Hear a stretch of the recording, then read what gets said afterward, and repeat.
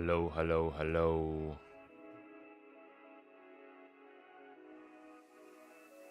How are we?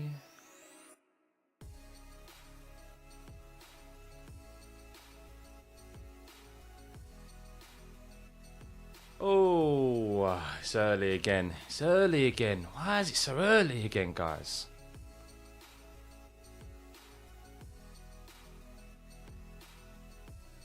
Sorry, Taco. Sorry, everyone. How's it going? How's it going, everyone?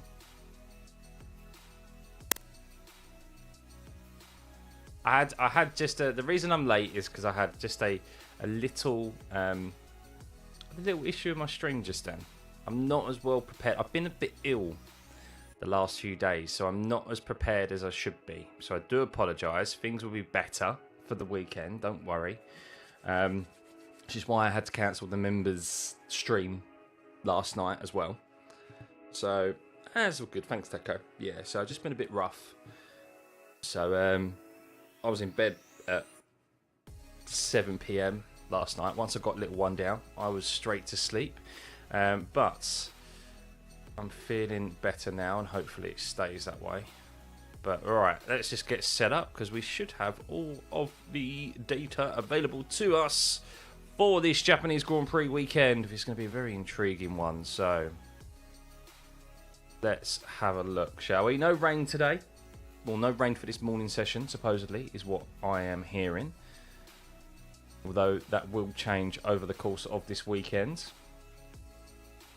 I mean, I haven't even got my transition set up, so I do apologise.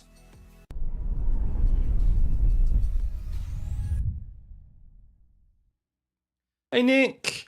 Looking for another good call. Me too. Me too.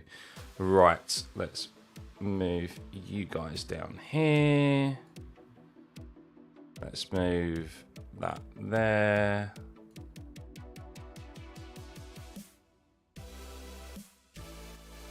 Oh.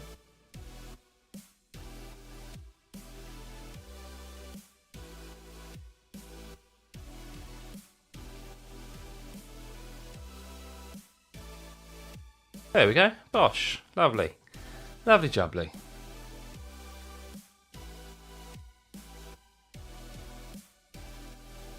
Lovely jubbly. Early morning coffee and F1. This is the most anticipated race weekend for a long time. I know, David. Who would have thought only the third race weekend in? And we'd be like, let's get going again. Start of a triple header as well, guys. Start of a triple header. So, yes, we will, of course, be heading to Bahrain after this and then to Saudi Arabia. So, yeah, but no doubt everyone's going to be keeping an eye on Yuki, how that goes. We will see.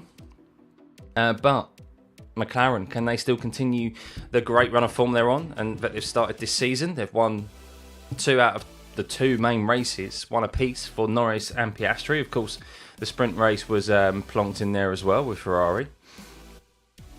But you do think McLaren will still be the team to beat. But with wet weather conditions on Sunday predicted, another wet race can throw a spanner in the works for a lot of drivers and a lot of teams. So, morning, Spice. Good to see it. Yuki showing off yesterday. I love that for him. Yeah, how do we think Yuki's going to get on? Do you know what? I've said this. I'm of two minds. He's ultimately in a win-win situation, isn't he? If he does really well, people will look at him and say, what a great drive. He should have been in that car a lot sooner. A lot of people will say, if he fails, it's the car. So, yeah, he's in a win-win situation. He's got to the end of the year as well.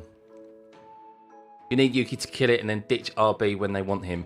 Yeah, morning Lily, by the way. So you know what? I kind of want Yuki, and this is going to sound really bad, I kind of want Yuki to fail. Now, it's not because of Yuki.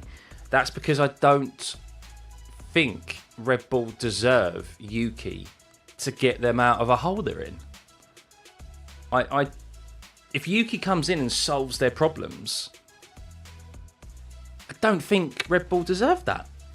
I really don't. I just, with how they've developed that car, with how they're putting all their eggs in Max's basket. Okay, rightfully so, you do, because of how good he is. Because of how they treated Lawson and how they've treated other drivers in the past. I don't know. Some people will like the way that they go about their business. I personally don't. And I want Yuki personally to do well, because I do like Yuki. But I also don't want him to do well for those reasons. So...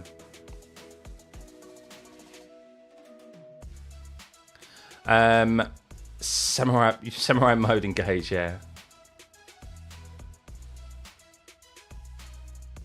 But you want him to do well. Yeah, I know. I'm conflicted. I'm in two minds. He's definitely very confident. He has to back himself. It's too good an opportunity to turn down. Like, at the end of the day, as we just mentioned, he's in a win-win situation. So...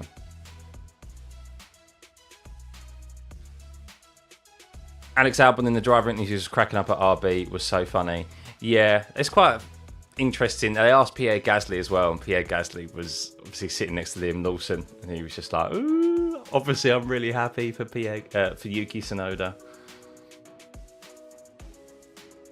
But we'll see. We'll see. Not long to find out. 9 minutes to find out how he is. What I'm intrigued to see is whether or not he actually does any better than Lawson. Now, of course, the initial... People will say, look, he can, and it's very... How much... It's not easy... sorry. Right, spit it out, Scott. Get your words out. I know it's early in the morning. Come on, Scott. Get those thought processes out. Basically, Liam Lawson, as an actual comparison to Max, wasn't as bad as what people think, considering the circumstances. The matter of fact is that the performance of the field in general is so much closer now. He wasn't that much further away from Max than what the previous drivers have been. Especially like Perez. Well, we know Perez obviously had his issues, but he was fortunate enough, Perez, that he drove that Red Bull car in an era, or for a few years, where he could be 0.7, half a second off of Max and still be comfortably second. Whereas Lawson didn't have that privilege. So I'm intrigued to see.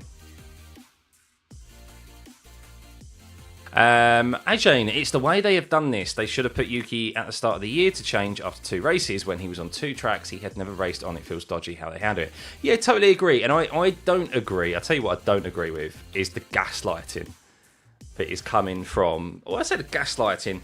It's more so just them trying to cover their own asses. Christian Horner was like, well, we've had to... Well, the engineers... We've had to do this for Liam's well-being. The engineers said they had a lot of concerns about Liam Lawson after just 2 races. And we had to do it. We had to move him down. Helmut Marko has said, the reason Yuki didn't get promoted is because of Adrian Newey. Adrian Newey's missus has hit back and gone, how's that possible? He was on gardening leave.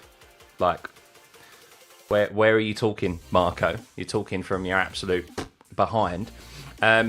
I also don't agree. Maybe it is the case, but let's just say the engineers... Let's say, okay, let's take Horner's word for gospel, which I advise you never to really do. But let's take Horner's word for gospel. Did the engineers after 2 races were very concerned about Liam Lawson? Okay, engineers, what is going through your heads with respect that you're not willing to give this young lad an opportunity more than 2 races? Like, seriously, why? Okay, you may not be giving the precise feedback maybe that you want. That's what the rumours are now. Well, learn to work with him. You worked with Sergio Perez for the last 5 years. What makes you think it's going to be any better with Yuki? Liam Lawson is someone who can give good feedback. He's been noted as doing that for a Super Formula career and for his F1 career in the RB team. So what's wrong there? I'm not sure I quite believe it. So I don't want to admit that they are wrong. That's kind of it, really. Carlos was also asked why did he know people were saying they should have signed him and not been in this spot. He laughed as well. All the reporters with their spoon staring. Yeah, exactly. Look, at the end of the day, is what it is. They've got themselves in this position, Red Bull, and not long to find out whether Yuki can do much better than him. So, feedback: the car is dog. That's probably it, Jace. He probably just went, as a New Zealander, very honest, he just went, this car is shit. It's terrible. They're like, yeah, we need a little bit more than that in feedback. We need a bit more precise feedback, Liam. Well, I can't turn it into corners. I can't get on throttle because I have no confidence. It's just terrible. Do I think... Maybe, Bunny. Yeah, maybe Liam was going down the self-destructive path. I just think... I just think 2 races at 2 circuits that he's never been at before. In conditions where... In mixed conditions, in obviously Australia, one of them being a sprint race weekend where he only got 1 practice session to practice with the car.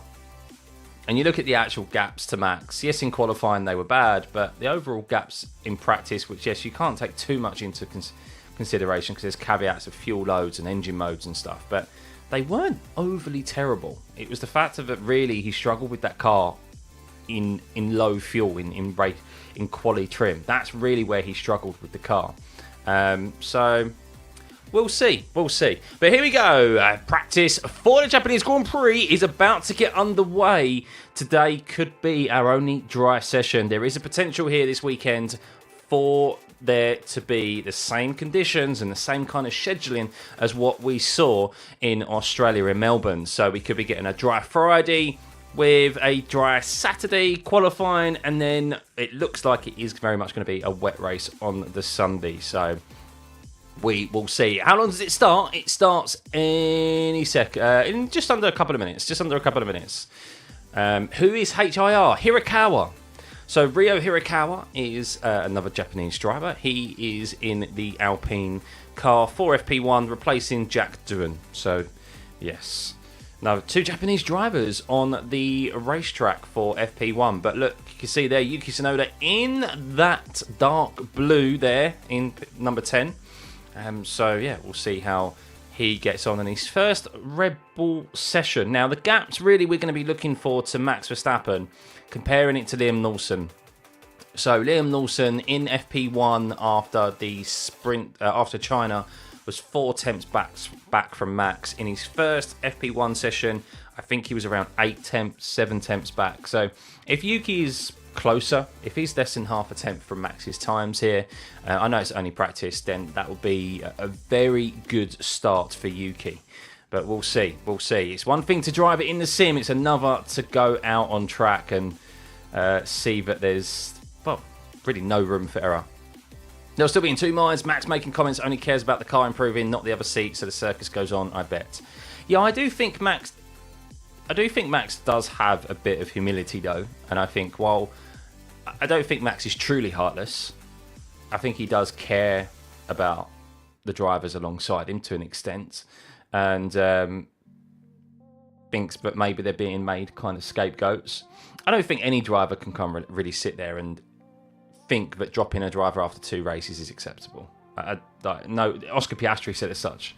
He went, I've raced Liam in the juniors. He's raced, look, he's been in F1. He's done enough races in F1 to know that he's not a bad driver, and he should have been given more time. Two races is not long enough to get used to a car. So Max is sick of toxic workplaces when he wants to win. Well, yes. And Red Bull is definitely a toxic workplace, I think. I think so. Did I see the Yuki high jump? I didn't, Tomello. No, I didn't. But here we go. Practice is about to get underway. Green lights. There we go. Green lights. Pit exit is open. Ollie Behrman out there. So if you're unfamiliar with the Suzuka circuit, it is a very high-loaded circuit. Lot of energy put into the tyres here. A very fast, free-flowing circuit. Personally, it is a favourite of mine. I love to drive it in the sim. And yes, this means that we're on the hardest compound of tyre here this weekend, the C1, C2 and C3. And normally in the race, in dry conditions, it is a 2-stop race. We did see Charles Leclerc do the 1-stop last year, but he did keep hold of kind of track position, but eventually got overtaken by his teammate. So the 2-stop here is always the preferred strategy. But we will see whether or not that'll be the case on Sunday, with rain being predicted. He shouldn't have been hired in the first place. You think, what, Liam Lawson shouldn't have been hired in the first place? I mean, everyone was calling for Yuki Tsunoda. Based on experience, he was probably the driver of choice. I do think that there's reasons, on-track reasons, as to why Yuki wasn't hired. I think we know mostly it came to politics. What was very interesting is that there was an article by one of the F1 reporters on the F1 website. And it kind of went under the radar. They actually learned that before Liam Lawson, before even Yuki Tsunoda talks, they approached Alex Albon. They approached Alex Albon again to join the Red Bull. And they were it just says they were unsuccessful. So clearly Albon or Williams turned them down, which I thought was very interesting. So yeah. So they went, okay, we'll go to Liam Lawson. We still don't want your $10 million, extra $10 million Honda for Yuki Tsunoda. So yeah. Alex told them to F off. Probably, yeah. No wonder Albon was cackling. I know. So that was really interesting. Former Red Bull mechanic Callum Nicholas is doing commentary for F1 TV, is he? Interesting.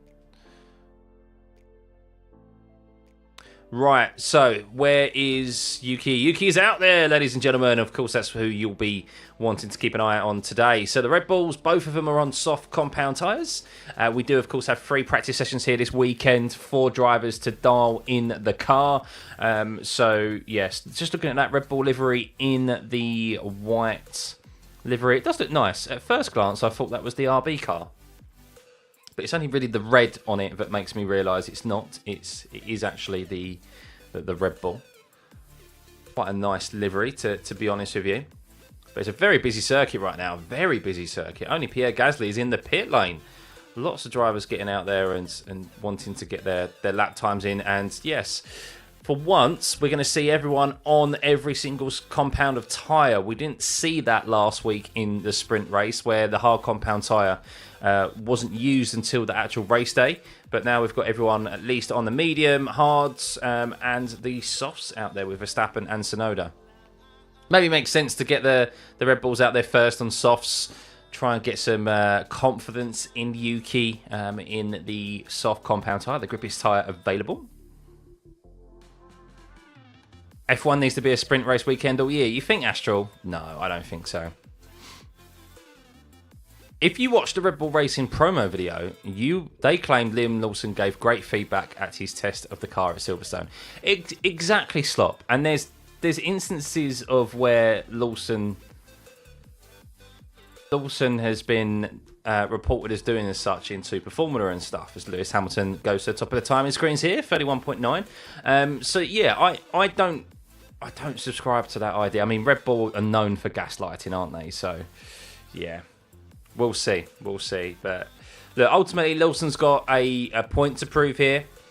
See if he can bounce back and prove that, look, I'm not a bad driver. It was the car, and I don't think it was the right decision to remove me. But likewise, if Yuki does poorly as well, it doesn't look too bad on him because, well, it's potentially the car. But have Red Bull been able to get a handle on that car and make any changes in the last couple of weeks to make it a bit more stable? We'll see. But Yuki up there with a P4. So his first lap time, Yuki, in a soft compound run, a like-for-like time compared to Max, is 1.8 seconds off. So plenty of time for him to still get to grips with this car, but we'll see. They had to claim that to excuse passing over Yuki more likely. Yeah, probably. FlowViz lets them know where the airflow is. Yeah, lots of drivers out there with, of course, it's a very aero-dependent circuit, Suzuka. So you want that downforce through, obviously, into turn 1 and turn 2. The center S is there. The center S are great to drive. And then through turn 14 especially as well. How will Mercedes get on this weekend as well? Mercedes are sneaky, aren't they? They've been sneaky quick. Hadjar up there on the hards into P3, a 32.0. see how Lawson... So Lawson's on a slowdown lap right now. George Russell fastest in the middle sector. So George Russell's quietly going about his business, isn't he? He's definitely one to watch. I don't think the Mercedes has the pace of the McLarens, but George he's snuck into the pits there of the fastest middle sector as well. He's quietly going about his business, third in the championship right now. Doesn't have a contract heading into 2026, so there's still a lot of pressure on him. And yeah, if Mercedes can kind of get their act together and potentially, especially if the McLarens start to trip over each other, could George Russell be in for a fight of a world championship this year? George Russell was on the medium compound tyre, but he dipped into the pit lane.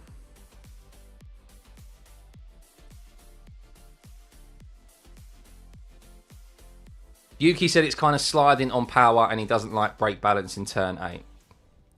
Well, there we go. Yeah, I mean, that's very much what... I mean, it's a twitchy car. It is a very twitchy car. Just watching his on board.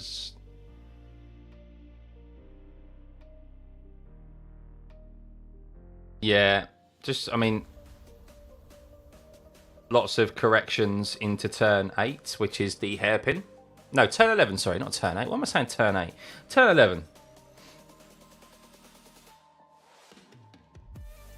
That second Red Bull was something else.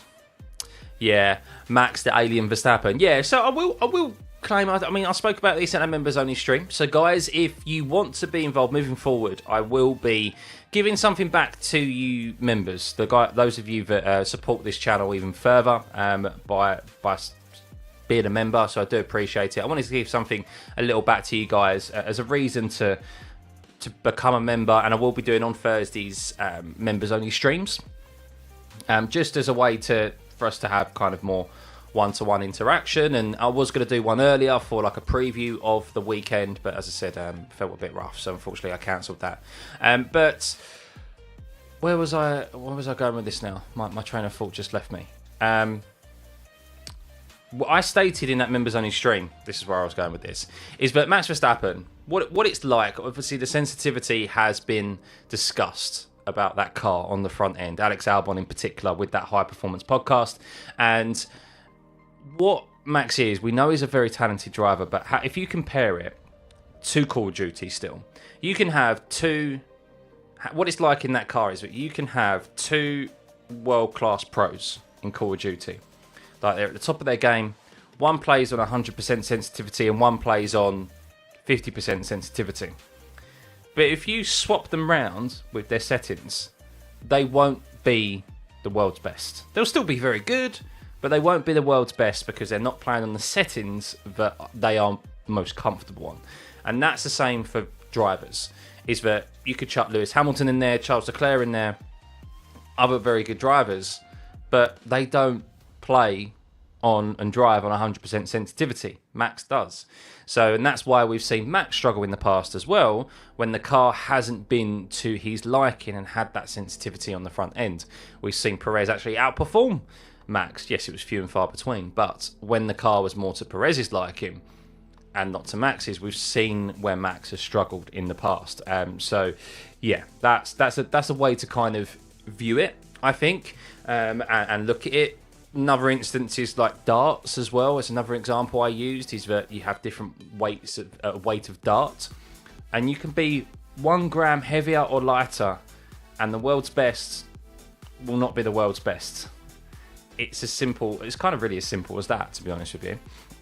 Some are more adaptable than others, but most of them, the world's best, they need the car, they need their settings to be kind of to their liking. So Fernando's second on the hards at the moment. Yeah. I mean, Max obviously has set a good benchmark there on the soft compound tyre. We do expect the hard compound to be considerably slower. Lando Norris up into P2, half a second back on the medium. So as always in practice, we don't know fuel loads. We don't know energy, battery modes and so forth as well. George Russell there you go.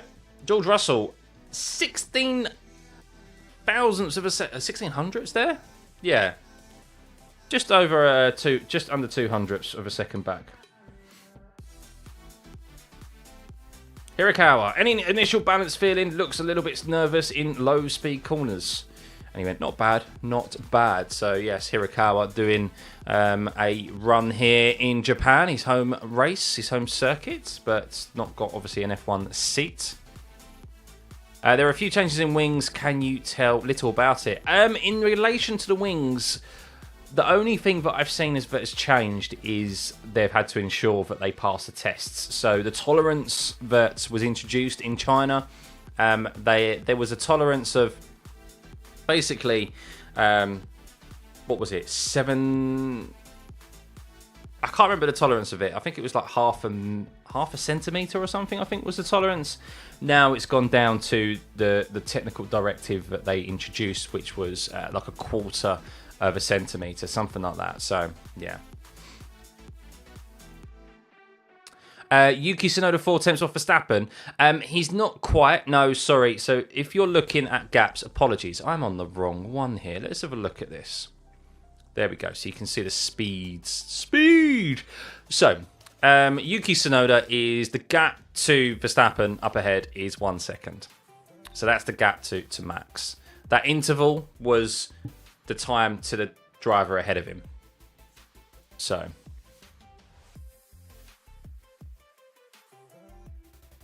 There we go. There we go. So he's 1 second back. So at the moment, that's not as good as Liam Lawson. Liam Lawson, by the end of FP1 in his first session, I think was 8 tenths back, if you're looking for comparisons compared to Lawson. So, yeah. But you do expect Yuki to build confidence up in that car throughout every session. And you do expect him to be closer to Max come qualifying. But we'll see, of course. Just needs to get it out of Q1, really, didn't he? Just needs to get it out of Q1 and get it into Q2. Of course, Red Bull will be looking for him to get into Q3 and help Max out at least and score points as Lewis heads up into P5. See, yeah, but not being dead last will be interesting. is an improvement, I guess, on what Lawson did in the first 2 races. However, I guess what Yuki has over Lawson on this particular weekend is that he's at a circuit. He's starting at a circuit he knows, whereas Lawson wasn't. And I know people went, oh, these are the best drivers in the world. They should be able to. There's other drivers out there who weren't able to, who are also driving at circuits that they've never been to before. Yes, but when you're driving a car that already you lack confidence in, go into a circuit that you know would massively benefit you in building up confidence.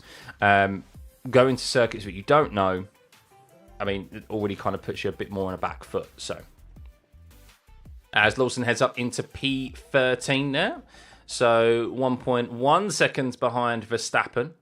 He's almost as quick as Yuki on a set of softs as he is on a set of hards. It's only FP1, guys. It's only FP1. He's back half a second back from Isaac Hadjar in P7.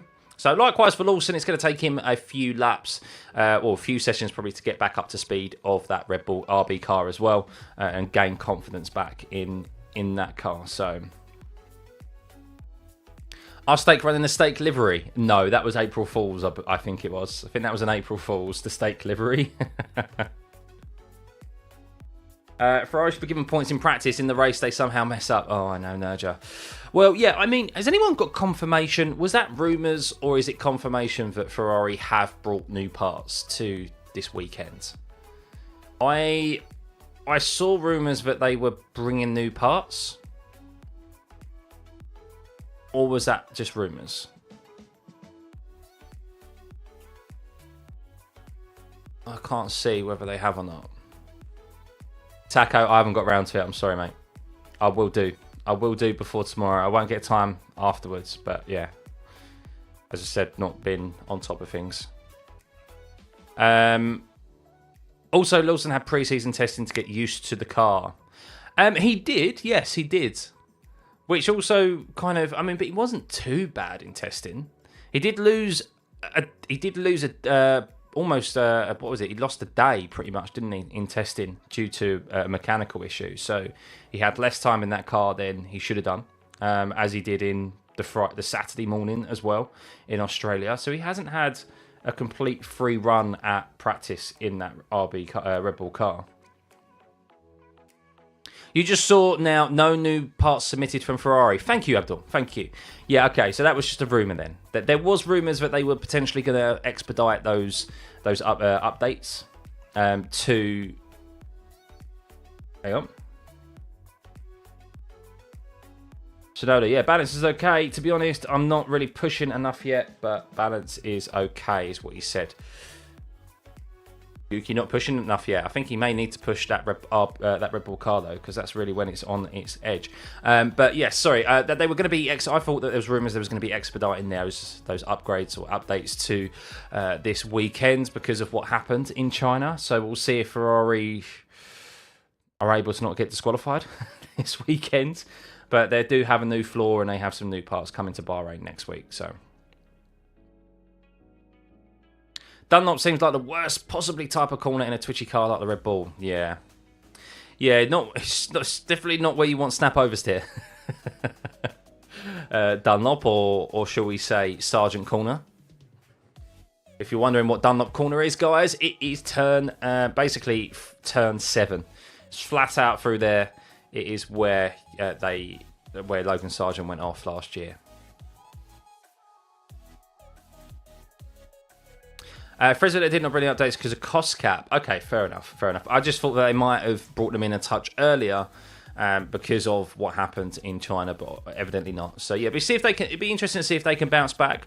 I mean, there's lots to keep an eye on this weekend. Of course, everyone's keeping an eye on Yuki, Lawson, seeing how that will happen. Will McLaren still be the quickest as many expect them to be? Mercedes just quietly going about their business. Can Ferrari bounce back? Of course, we saw them be very strong on the Saturday with Lewis's sprint win. I mean, it almost feels like an age ago now. The news cycle goes so quickly. It feels like that people forget about the previous races. But Lewis, yeah, qualified and pole for sprint there. And there we go. A much better lap time for Tsunoda. That was a lot closer to Max there. About 3 temps back, 4 temps back from Verstappen. That's better from Yuki. Morning, Rob. Good day. What's happened to Doohan? He's not running FP1. He has stepped out of the car to allow Ryo Hirakawa to step in. So because of the rookie sessions that have to be allowed for each year, mandatory, I think it's 2 each side, as George Russell's going fastest in the first sector again, by the way, and he's going through 130R now, which almost isn't a corner. It's slightly slower in the middle sector of 40.5, so a few temps off there. Maybe he's backed out of it slightly, or maybe running a different battery mode, and he's just harvesting as he headed up through 130R. But it's still an improvement at 129.1. So there's lots of improvement and lots of lap time here to be gained at Suzuka. So Gasly heads up into P10. He's finally got a decent time on the board. Alex Albon, 8 temps back of George Russell. Quite a split here at the moment out on the grid in regard to lap time. With everyone just dialing in their cars and their setups for this weekend. But yeah, so because of the rookie testing, that's why. Look, we kind of know Jack Doohan is living. I mean, it's kind of a matter of time, really, unfortunately, for Jack Doohan. He just doesn't bring in enough money compared to the likes of Colapinto, and they're trying to sell that seat, aren't they? I mean, they probably got money given to them to put Ryo Hirakawa in for a rookie session.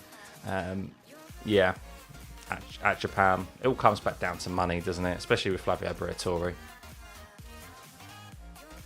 You know he's looking good. That car looks better than it did in Lawson's hands. Really take over. Well, this is it as well. Is that, like, look, I don't want to be cynical and I don't want to take anything away from Yuki. However, what work have Red Bull been able to do? What work have they been able to do on that car in the past 2 weeks to maybe potentially make it better balanced, to be more stable? I mean, is the car as reactive and as twitchy as what we saw in Liam Lawson's hands? Because we see it be very twitchy in Verstappen's hands, but if it's not as twitchy in Tsunoda's hands at the moment, I wouldn't say that's necessarily due to Tsunoda's style. I would say that is generally because the car has made improvements and has become more balanced. So we'll see. Stream Elements. Why is Stream Elements popping up? I didn't even think I had Stream Elements I didn't even think I had stream elements attached. Fair enough. What's a normal fast lap here? Good question, actually. Good question. I can't remember. Let's have a look at what the fastest lap was for last season. Pole lap. We know really on average that the cars are around a second quicker. We are seeing that. I mean, China was ridiculously quick because of the new track surface. But let's have a look at what last season pole position was. No doubt you guys are going to be getting there before me. Let's have a look. 2024. Qualifying 128.1 was the fastest lap last year. So we're 1 second off that, which was Max Verstappen.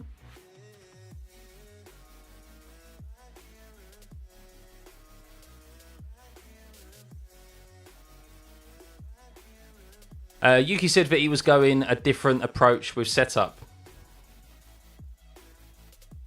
Yeah.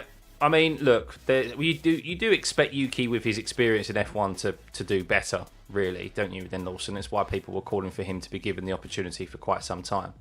So, we'll see. But Verstappen up there at 129.5, he's just improved and gone 3.5 tenths behind George Russell. What's happening with the McLarens at the moment? They're just doing their own thing right now. They're just running... Whoa, big snap of oversteer through the last chicane there for Yuki Tsunoda, as he covered a lot of curb there on the exit. But yes, so let's have a look at what we need to keep an eye on for this weekend, really. Of course, we're looking at the front of the grid. We're looking at Yuki. We're looking at Lawson, because that was the biggest story in that move, that unprecedented move of replacing a driver after 2 race weekends, as Alonso goes fastest in the first sector. But there's lots to keep an eye on. I mean, Haas. Are Haas going to... hang on. Sainz missed his pit lane. His pit box. Comical for Sainz. He just went, oh shit, I missed it. Sorry. Isaac Hadjar up into P3, by the way, in that steady RB car. But yes, there's lots to keep an eye on, of course. What Haas is going to turn up here this weekend? We know that in Melbourne they were absolutely terrible, but in China they were very good. Ocon with disqualifications ended up finishing P5.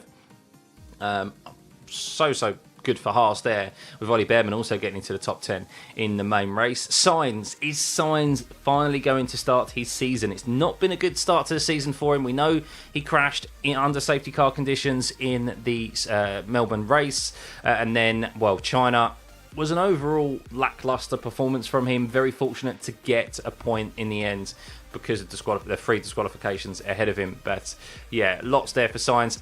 We are also one... Do you know every single team, barring Alpine, have scored a point in the championship thus far? We're only 2 races into this 24-race calendar. That is unbelievable. I don't think... When was the last time? I mean, if Alpine scored points here this weekend, that's every single team has scored a point. And we're only 3 race weekends into the season. That is... When did that last happen? But yeah, good lap time there from Hadjar, just under 8 tenths back from George Russell on the hard compound tyre.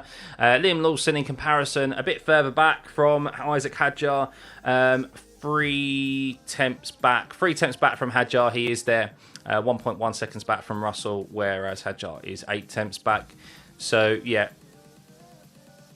Tsunoda now 6 tenths back, basically 5.5 tenths back from Verstappen. After Verstappen slightly improved, he was complaining about the car again, shock horror, just recently on the radio. Who is HIR? Ryo Hirakawa. If Hadjar beats Liam, do you think Red Bull will drop him? No. Look, Liam Lawson has spent the past 3 race weekend. Well, he's spent testing and the last 2 race weekends in that Red Bull car. It's going to take time for him to get back up to speed in that RB car. So I still would expect him to beat Hadjar, but I also wouldn't be unexpected if Hadjar, who's on good form after China, I wouldn't be unexpected to see Hadjar beat Lawson. or out qualify Lawson at least, and then the race on Sunday. Who knows what can happen with wet weather conditions? But yeah, I think Lawson will come good again. I mean, at least I hope so. Anyway.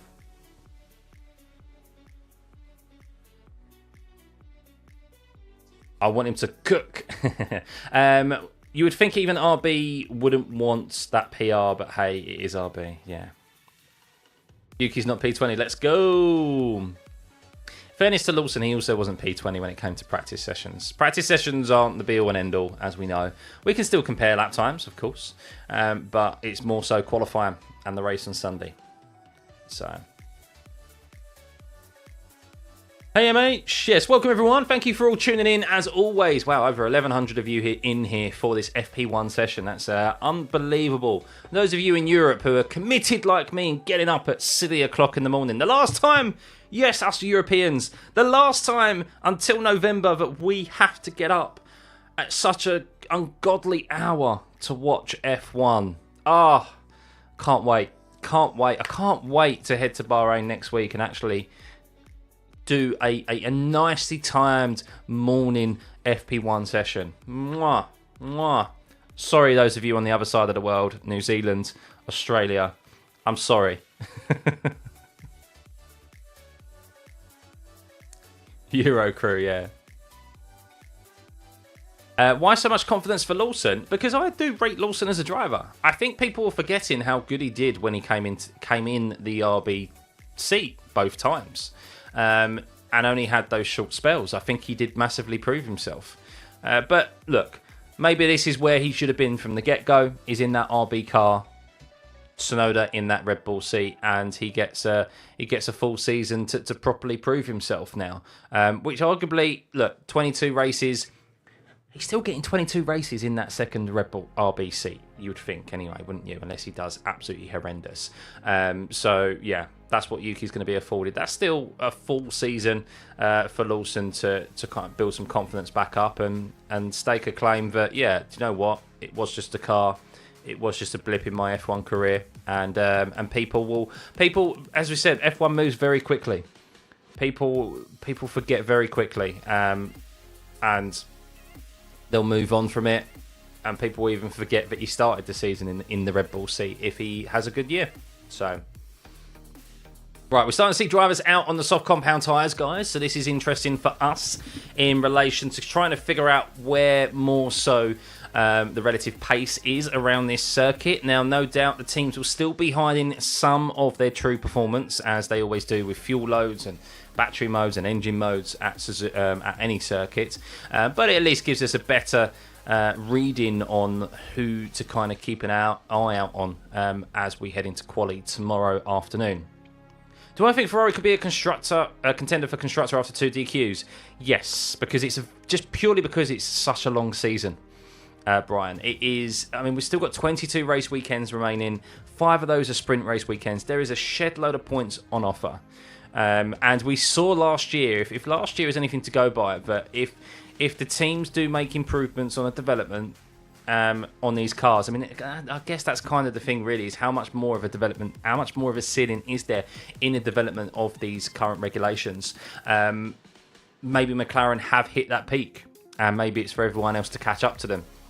But there is potential for more pace here in these cars, I think, and the big question for me, and has been at the start of this season, is how long do these teams apply resource to this year? Because we have the new regs next season, and this season now, I think it's normally from April, the teams can start working on the next season's car, and yeah, they're going to be putting a lot of resource into next year. And how much resource do they input before they just kind of call it quits, really, and just put all focus on next season? Because everyone will want to hit the ground running and not be left behind at the start of a new regulation set, like they all were this set of regs behind Red Bull. So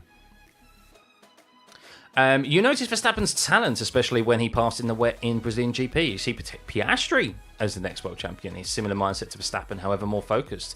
Well, what's very interesting, actually, got a little bit of insight for you. So one of the Missed Apex crew, he was out for dinner with a few F2 engineers the other day, or F1 personnel and so forth. He went to an event and he was chatting to some F2 engineers and like people that run like the social media and work in the marketing and so forth. And they said that when Norris and Piastri were coming through the F2 ranks, they rated Piastri higher than Lando Norris when they were coming through F2, which is very intriguing. Now, whether you believe that or not is up to you, as Yuki goes into P2, only 3.6 tenths back from George Russell. That's a much better time from Yuki, a 29.1. Of course, we'll see how Max gets on as he's on a fast lap. So whether I do think Oscar is the real deal, but I do think, I mean, Norris was in a very strong year in F2, wasn't he? He came second behind George Russell. Alex Albon was third behind him. But yeah, this is going to be an intriguing race for Oscar because he's been trounced by Lando here the last two years. Now, we know Oscar has made improvements every year that he's been in F1, but this has been a circuit where he's just been comfortably beaten by Lando because it is a high deck circuit, because it is it's a two-stop race. Piastri, will he show improvements here this weekend? I think this is China. People said that he was much better on his tyres. I do agree, but I do think with that track resurfacing and with that ending up being a one-stop race, it wasn't as high deck as we initially thought. Whereas this track is really going to be the testament of how much has Oscar improved. If he can qualify on pole, if he can hold off Lando Norris and make those tyres last, and this is a true indication that Piastri has most definitely made another step up. Of course, people already think he has done, but there's still a small question mark on that tyre management. Right, so let's keep an eye on Max, shall we? 30.9 for him in the first sector. Interestingly enough, that's only a couple of hundredths ahead of Yuki's first sector time there. So that is good going. And it is Charles Leclerc is quite slow in the first sector at the moment. But let's keep an eye on Max as he heads through the hairpin of turn 11. Full throttle now all the way past his former teammate of Liam Lawson of only just 2 races as he heads into Spoon Corner. Very fast left-hander here into turn 13, out to the outside curbing of turn 14. Want to hit the apex there of turn 14 and then ensure it's off-cambered corner there, so you need to be careful on how you apply the throttle. We have seen spins there in the past, as George Russell seems to be very, very much liking this circuit at Suzuka. George Russell, I've mentioned it, quietly going about his business in the Mercedes, George Russell. But let's see, Max, what did he set in the second sector? An improvement for him. And, well, there you go. It's only a tenth quicker than Yuki Tsunoda.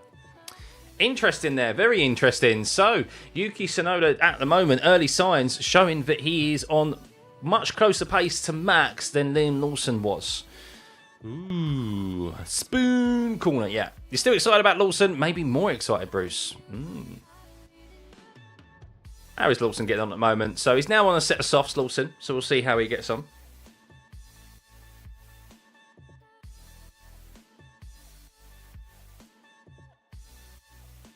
So ready for Prime Yuki. That's it, over. Yuki, 25 champion. Yeah, they just mentioned to Yuki on the radio, they went, time to Russell, 3.5 tenths. And Yuki was like, yeah, let's just focus on ourselves. And no need for a reference time. It's like, okay. Yuki showing a lot of maturity at the moment. So, Lawson, how's he getting on? 31.3 for him in the first sector. Where's his teammate at the moment? He's also on a fast lap.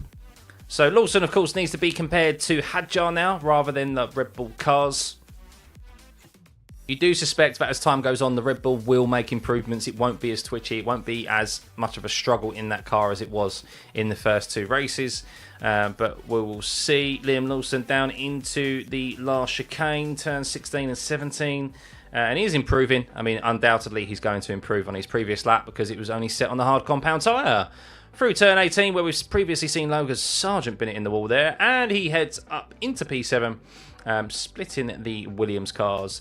Of course, RB want to be the best of the rest, don't they? Which is what they have been previously for the last 2 weekends. Of course, their finishing positions haven't indicated that, as the RB strategy team have got in the way of any potential decent results of theirs. As Hadjar, how's he getting on? And Hadjar had a poor last sector. No, actually, where did Hadjar have a...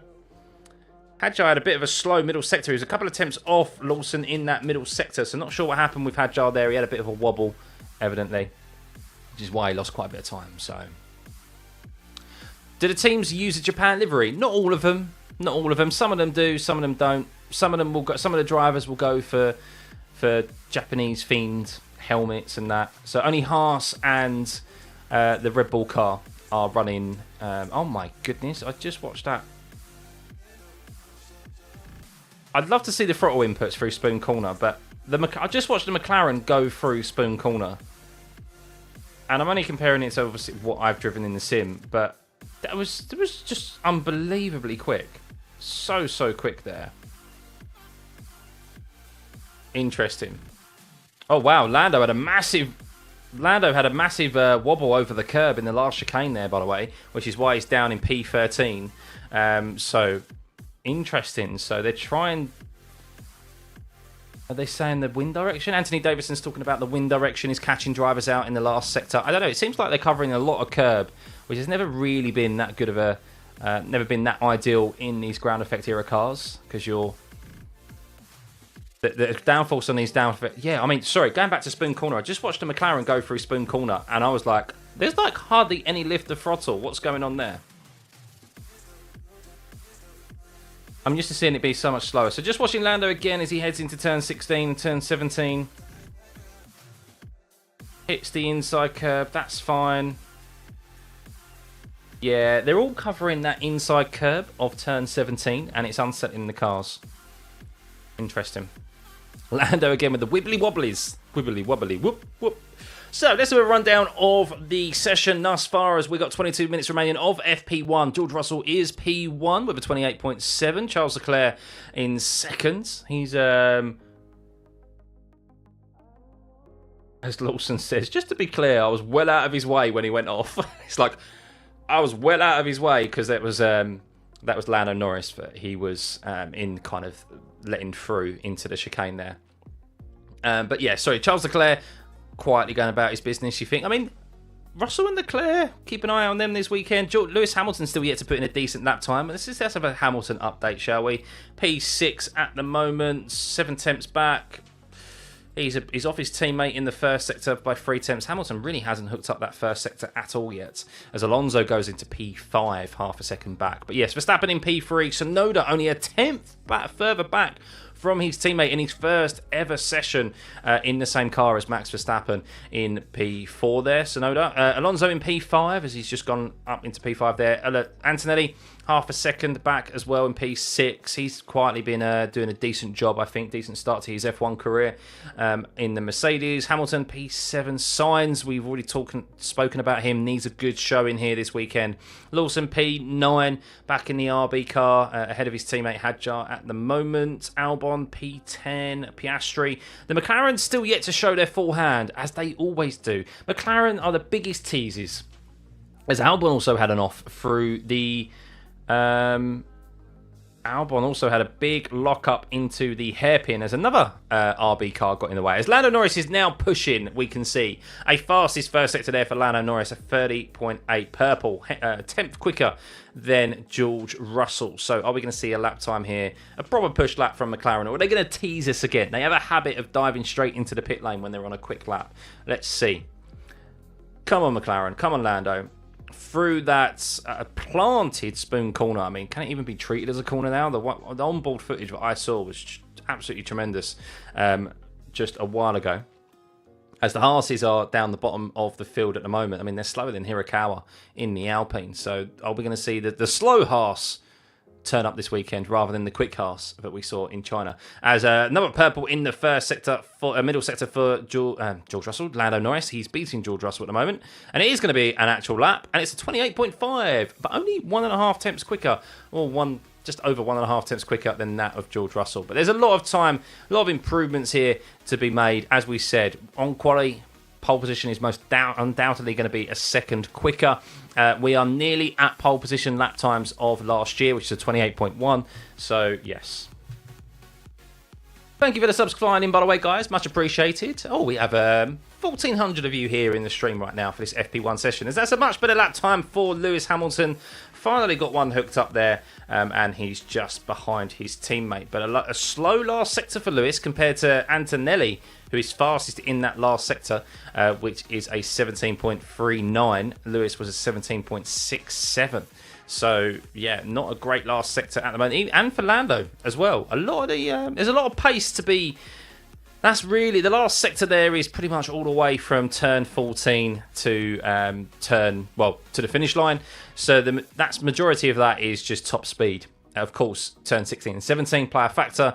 But that's probably an indication there that the teams are definitely not running their engine modes that high or have higher fuel loads as well. With the likes of Norris, Hamilton, Russell being a good couple of attempts off of Antonelli in P1 in the last sector. Hadjar goes up into P8 there. Ooh, a 29.2. That's 3 attempts quicker than his teammate. Where has he made that time up? He's made all that time up in the first sector. Hadjar's first sector time is quicker than Yuki Tsunoda's. Wow. Hadjar found some time there.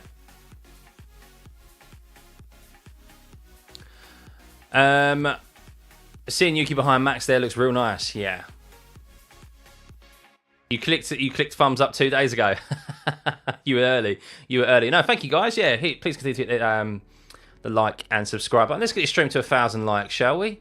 Go on. There's surely 1,000 of you in here that can hit the like button. Less than that, actually.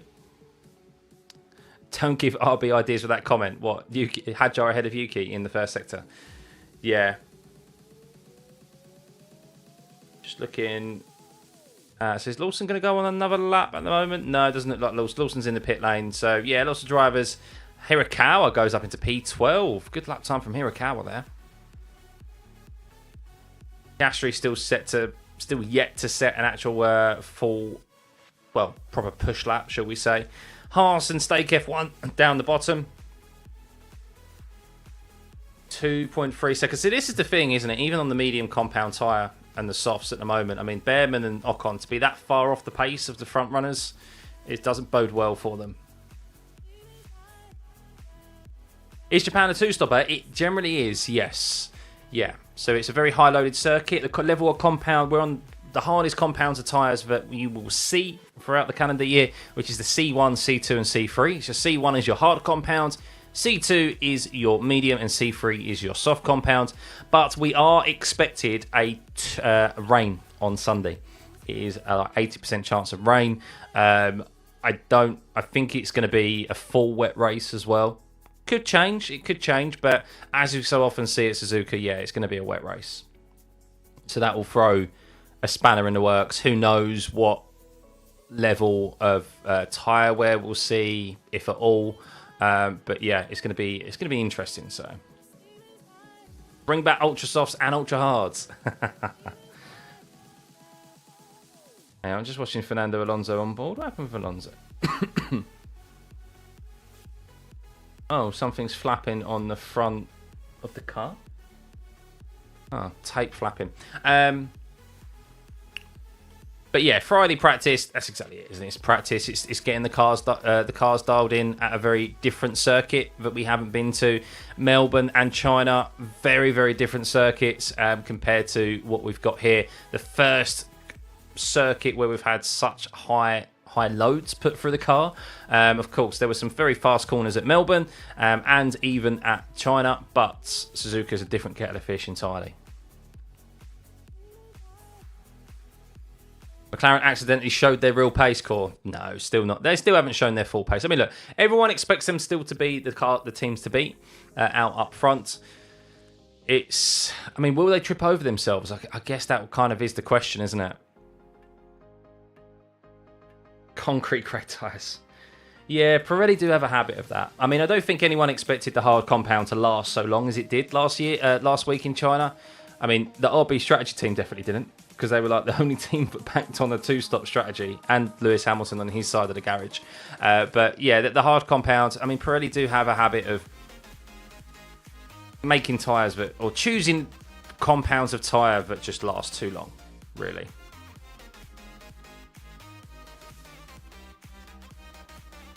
Right, who's to keep an eye on at the moment? Is anyone on an actual push lap? I don't think anyone is. I think everyone's on an out lap at the moment. Everyone's on out laps. Bortoletto's doing some long runs at the back there in P18. Lance Stroll, P16 for him at the moment. So he's 6 tenths off of his teammate Alonso, who's yet to finish a race, by the way. Which is crazy to say. 2 race weekends in, Alonso hasn't finished a race yet. So Lance Stroll getting a lot of plaudits at the moment for his start to the season. But how good is it? How generally good is it? Melbourne, he was getting outperformed by Alonso. Just kept his car clean and benefited from some crashes ahead of him. Picked up the points. China, he was quicker than Alonso, I think it was, in the sprint race. He definitely had the better of his teammate there, but didn't score points. And then he was behind Alonso until Alonso retired. So maybe not that great. But yes, I do have some bad news, guys. I do have some bad news. And don't worry, it's not about me. But Daddy Stroll has invested more money into Aston Martin, the company, so that more money can be basically directed to the F1 team. And yes, that basically means that Lance Stroll is going to be around for a bit longer, because there were talks about maybe, or rumours, that Daddy Stroll was getting fed up at the F1 team and he wanted to sell up or of the like. Clearly that's not. Clearly that's an indication that he is he wants to stay at Aston Martin. So Lance is staying around. That possibility, I've said it before, and it is a possibility that Lance Stroll could be in a championship winning car next year. He could be in a championship winning car next year. If Aston Martin, with Adrian Newey and the resource that they've got, now these new regulations, the unthinkable can happen, and Lance Stroll could be in a championship winning car. Whether he would win the World Championship, though, with Fernando Alonso alongside him is another matter entirely. But I can guarantee you if they find themselves in that position, there'll be some shenanigans happening on Alonso's side of the garage. That's for sure. But imagine that.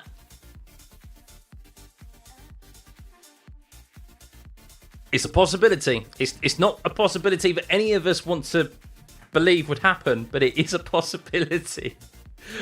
Oh dear. Let's move on. Let's get that out of our. Let's not make that happen, shall we? You know, like mind over matter and stuff. Let's not will that into existence. Nice April Fool's joke. It's not an April Fool's joke. It's a genuine possibility after how many disqualifications. But yes, that I mean, who knows what's going to happen in 2026? It could be an absolute shit show with the regs. You know, I don't think anyone's really that confident on them. So his career should have been as short as his interview answers, not hearing it. Actually, yeah, did you see, I don't know if it was true or not, but there was a quote, I think it was a quote from Max. Someone asked him and went, "Oh, this is going to be your last race in Japan with Honda. How do you feel about that?" And Max paused for a little bit, and he went, Who says it's going to be my last race with Honda at Japan?" Oh, Aston Martin, he's stirring the pot, Max. He's stirring the pot. He's stirring the pot. Of course, Honda moving to Aston Martin next year. Oh, yeah. Very interesting. Everyone's stirring. I know. But I mean, this is one of the reasons why, heading back to Lawson and Tsunoda, so obviously people will look primarily at the performance of Liam Lawson. That, yes, it wasn't good enough the first 2 races, but it's unprecedented to change a driver after 2 races. Well, why? Why was Lawson changed after such 2 races? Well, there's a couple of reasons. The first is Tsunoda is Japanese. We're racing at Japan. Honda offered at the end of last season an extra $10 million on. Hang on. Oh, just a bit of feedback from Leclerc about deceleration, stating that it's about the wind. What is the wind? Oh wow, the wind is 17.6 kilometers an hour, up to 18 kilometers an hour. That is a very high wind. Basically, they offered Honda offered $10 million at the end of last year, on top of the $10 million they already pay for Yuki's seat have been paying in the RB. And Red Bull turned it down. They wanted Albon, then went for Lawson. Then they approached Yuki, or they approached Honda again. Supposedly it's Red Bull. Still yet to get really confirmation on it, but supposedly Red Bull contacted Honda again and said, "Is that offer still on the table?" And they went, "Yes, but only if you put him in for Japan." Which of course was the next race after China. So if it wasn't Japan, I do think Lawson probably would have been given and afforded a little bit more time. But there's also the fear of losing Max Verstappen. Now, people will automatically think about the feedback of the car, but it's primarily due to the fact of that they want a second driver who at least can assist with Max's championship contentions. We know that there's a performance clause. Helmut Marko has even stated as such, that there is a performance clause in Max's contract. We don't know what that performance clause is, what position that is, on whether it's 3rd place, 4th place, top 5, etc. in the championship. But if at a certain point in the season Max is not 3rd, 4th or 5th or whatever within that top 3, whatever is in his contract, he will be able to basically move elsewhere or open discussions elsewhere and move kind of for free. And they want a teammate alongside him who can potentially help out more. And yeah, so a couple of those reasons for that. Who is what was doing? Rio Hirakawa. Ralph Schumacher, I think, said RB is still chasing Colapinto. They would be, yes, because of the money. Yeah, I mean, look, I think what is kind of evident now is that second seat, unless you're really able to get on top of that car from the get-go, that second seat at Red Bull is a pay seat. Perez was a pay driver. He was paying fortunes to be in that second seat. That's why he lasted for so long. And Yuki now, I mean, Yuki, as much as I do like Yuki is a pay driver. Yuki is the definition of a paid driver. Honda have been paying millions to Red Bull for Yuki to be in that RB seat for the past few seasons. That is the definition of a pay driver. I always thought it was kind of like a deal with their partnership with Honda, but I didn't realise they were actually fronting money up for him in that regard to Red Bull for the privilege of being in that seat. That's why I guess arguably Yuki has lasted so long. And then Yuki now is in that second Red Bull seat again. People will think because of his talents, but it is because of money again, really, for the most part.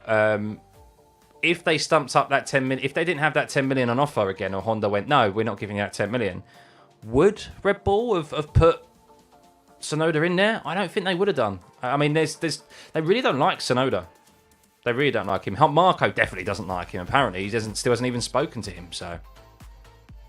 There's nothing happening to Piastri. Piastri's running his own program right now. He is reporting graining, so of course this is a circuit where Piastri has struggled with the tyres in the past 2 seasons. He's been comfortably beaten by his teammates, so if I was Piastri, I'd be wanting to do preferably some longer runs rather than single lap pace to see if I've got more of a handle on that. Yuki's a paid driver, but a likeable one, so he's gotten a pass. Yeah, exactly, did he? Yeah. Sure, the performance clause includes overscoring your own teammate. Marco is outdated. I could not agree more. Yeah. Yeah, that's complete and utter bull.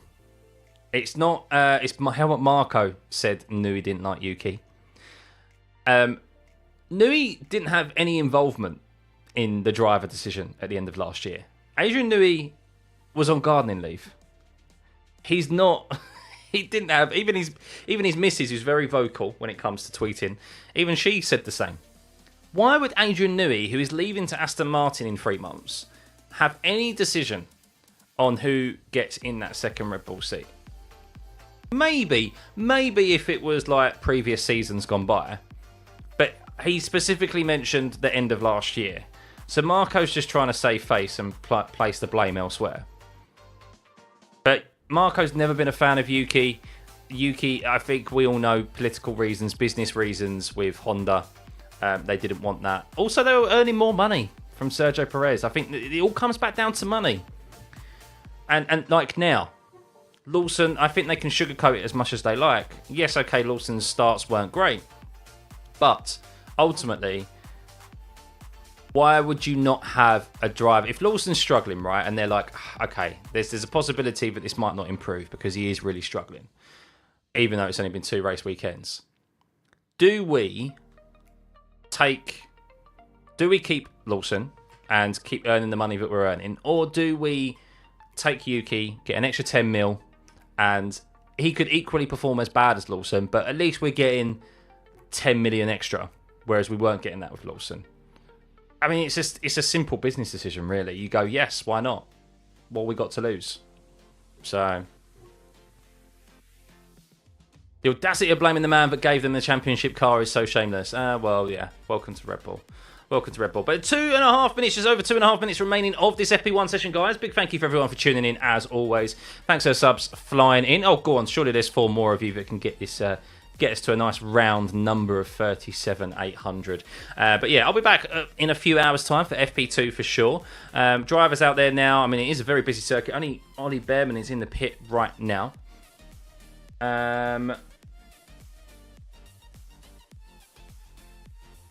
As they are reporting that there is graining on the tyres from the McLarens at the moment.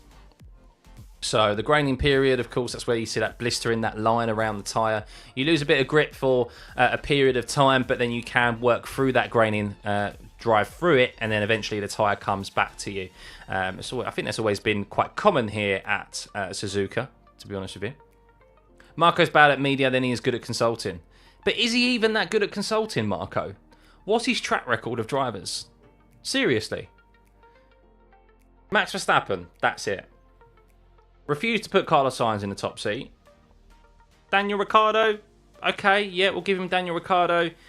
He's let go of more drivers than he's had like successful drivers, and replaced more drivers than he's kept drivers in a team, isn't he? Really. So yeah, but a good start to Yuki's Red Bull career, I would say. To be just a 10th behind Max Verstappen is very good. It bodes well for him. Oh, as Kimi Antonelli had an off through turn 11, the hairpin, as he locked up. He's doing quite well, though, Antonelli. Where is he? P9 at the moment. Solid. Isaac Hadjar, though. Good showing from him at the moment. He's a couple of attempts up on Liam Lawson as he's stepped back into the RB car. Yuki seems to be struggling in the last corner a little, does he? I think a lot of drivers are, to be honest with you. I think they're all trying to cover that curb a bit too much. But it may be the wind direction as well. I mean, the wind has been fluctuating. It's now down to 13 kilometres an hour. We saw it earlier on at 18 kilometres. So we've seen these cars be so sensitive now, as they've been so highly developed over the duration of these regs. They are so more sensitive to winds, gusts of wind. We've seen that bit of difference between them having grip and through corners and not. So Yuki is locking the front right into the chicane. Interesting. Brake balance, maybe. Yeah, probably brake balance, riding the brake just a touch too long. Maybe his braking marker's a bit too far.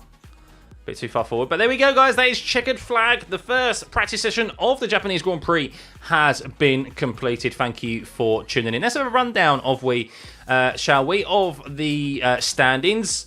It's only practice, so take these with a pinch of salt, as always. But it does look good once again from the McLaren, as we expected to be at the top of the timing sheets. The team to beat at the moment in the early stages of this season, Lando Norris, a 28.5 from him. Just to put that into comparison, guys, these cars are on average around a second per lap quicker. Thank you for the subs filing in, by the way, guys. Much appreciated. We've got over 37,800. We are expecting, really, on average, these cars to be a second a lap quicker in like quali trim than every single season. Also, last season, that's the progression they've made. So last season's pole position was a 28.1, so we're still a few tenths off of that with that 28.5 at Norris set. George Russell in P2, only 1.5 tenths back. Quietly going about his business, George. Third in the championship at the moment. Could he maybe move up into P2? Of course, Max Verstappen is in his way. Charles Leclerc in P3 and Hamilton P4. They're around 4 to 5 tenths back off of Lando Norris, so while that looks okay, you'd say, for them as it stands, still a bit off of the time of Norris. Verstappen in P5. He doesn't look overly comfortable as does he ever look comfortable in that Red Bull at the moment in P5. Improvements to be made for him for sure. Yuki Tsunoda only a tenth further back from Max Verstappen. 6 tenths back from Lando Norris. That's a very good first session for Yuki in the Red Bull. Fernando Alonso, good going from him in P7. 6 tenths back from Lando Norris. Hadjar in P8, beating Antonelli's fastest lap time actually as well. So Hadjar building up on a great performance in China. Sainz in P10 and Albon in P11. Rio Hirakawa, who stepped in for Jack Doohan as a rookie test here in P12. Liam Lawson stepping back into that RB car. He'll expect to see him get quicker as he becomes more gets familiar with that car again throughout the duration this weekend in P13. He was a full second basically off of Norris and a couple of attempts off of Hadjar, his teammate. Gasly in P14. Piastri P15. Didn't really set a full performance lap, so that's why he's down in P15. Stroll 16th. Hulkenberg, Behrman, Ocon and Bortoletto occupy your bottom 4. A lot of time to be made up from those 4 teams. Doesn't look like they're going to be potentially making any improvements throughout the duration of this weekend. We will see. It may be a track that those 4 drivers struggle at. But yes, guys, that is it for FP1. My thoughts on Ferrari. I haven't really seen any onboards of them. Who knows? I don't know. I think, look, ultimately, we know that most of the teams are, I think, a couple of attempts off of the McLarens. That's on average at the moment. McLaren are definitely out up front. So, yeah, I don't know. I really don't know. We'll see. We should see more in FP2. That's the session where it will be very relative to track time of day to qualifying. So yeah, we'll see. They look okay. I didn't really see too many complaints from them. I didn't hear any radio messages for Lewis Hamilton. No real big wobbles for them. Yeah. Stroll is strolling. Yes, there's going to be a chance of rain on Sunday. I don't think there's a chance of rain for this afternoon in FP2, guys. I don't think so. Let me just check. Suzuka weather.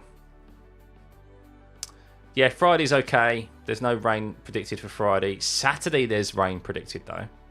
We could maybe get some rain, a drizzle of rain for qualifying, potentially. And then on Sunday, does that say hail? Rain and snow.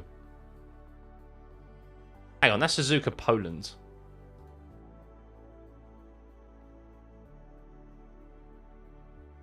Looking at the wrong country. Tomorrow's dry, guys. Oh, no, actually, no, there is forecast rain for tomorrow. There is rain forecast for tomorrow. No rain today. Sunday, there is rain. Oh, 90% chance at 7 a.m. 40% chance. I mean, Yeah, 40% chance really when the race gets underway, so it's going to be wet leading up to the race, and then it could be a drying race, so we'll see, we'll see. Yeah, it's a good thing I'm not a weatherman. But yeah, going to be an interesting weekend. Yuki, 1/10 off from Max, loving it, and Hadjar, great driving, yeah. It's his first and he's 0.6 behind Max. That's freaking good. It's less than that. He's 0.1 behind Max. So, yeah, no, it's a very good start for Yuki. Have Red Bull made improvements in that car? We'll see. Is there improvement there for Max? Yes, of course. But it's a very good start. It's a much better start than Liam Lawson had at Melbourne. But, of course, there are still caveats to the fact that this is a track that Yuki is very comfortable at, very familiar at. The thing that Liam Lawson didn't really get the chance to do is head to a circuit in the Red Bull car without any experience, experience at a track before. So that does play a factor, but not to take anything away from Yuki. That is definitely a positive start for him. He'll be analysing the data between now and FP2. Max, definitely a lot of time to be improved by him. He was complaining a little bit on the radio about the car. So yeah, we'll see how the Red Bull fares at a circuit where... Yeah, I mean, he's done very well at before, Max. We know that he can pull things out of the bag here. We know his single lap pace is still very good. But how good is it at Suzuka in that current Red Bull car, in that RB21? We'll see, we'll see. Liam is average? No, Liam isn't average. Look, it's his first session back in the car. You also have to remember there's a mindset difference as well. So I said this about George Russell and Lewis Hamilton in Mercedes, is that you've got one driver who's coming up on a high. This was with George Russell and Lewis. So you had Lewis coming from a high of dominating F1 for like 10 years, coming down to struggling, not able to cope with, not being able to win races in a car that's just struggling. Whereas Liam Lawson's come from the bottom of the grid, fighting for the last place every weekend, to then fighting for podiums. Very different mindset, much more positive for George compared to Lewis. Same thing kind of for Lawson and Tsunoda. Tsunoda's going to be massively hyped. He's going to be massively confident in himself because of the start he's had to the season in the RB car. And he's stepping up into the top team at his home circuit in front of his home crowd. That's him going to be on top of the world. Liam Lawson isn't going to be on top of the world. He's not going to be happy that he's moved down to the RB team. He's still going to have a lack of confidence because of how the first two race weekends have gone for him. That's going to take time for him to build that up. So we're only human at the end of the day. Mentality is such a big factor, and confidence is such a big factor when it comes to F1 and driving these cars. Like just driving these cars on the limit, you need that confidence. Max takes the car till quali, then he'll wake up and go nuts. Probably Shane, yeah. Can you see the radio chat, please? No, Howard. I'm not going to use the radio chat because it just moves. I feel like it's a bit pointless, to be honest with you. When I say radio chat, I'm listening to the TV commentary, and it's relayed there. You can put TV chat up on here, but it's AI. It's not very accurate, and it moves too quickly. It's just not really beneficial, and clogs up the overlays that we've got here. So yeah, I don't want to detract away from really the information that's already on screen. I think that's more than sufficient.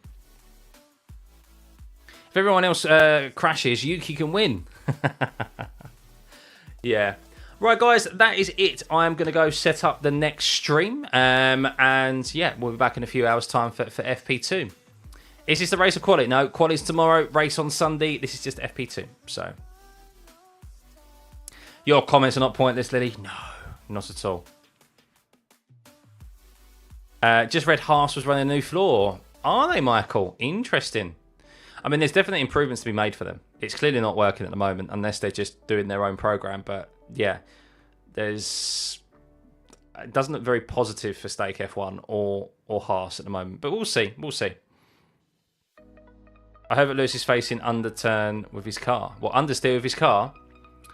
Maybe. I didn't really hear too much in relation to that, but yeah, I'll go and see what they're saying. Go have a look at Twitter and so forth and see if I can gain any further information for you. But yeah, I'm just going to go set up the stream now, guys. Thank you for tuning in as always. Thanks for the subs, and we'll be back in just a few hours' time for another hour of practice. We'll see you then. Thanks, guys. Bye.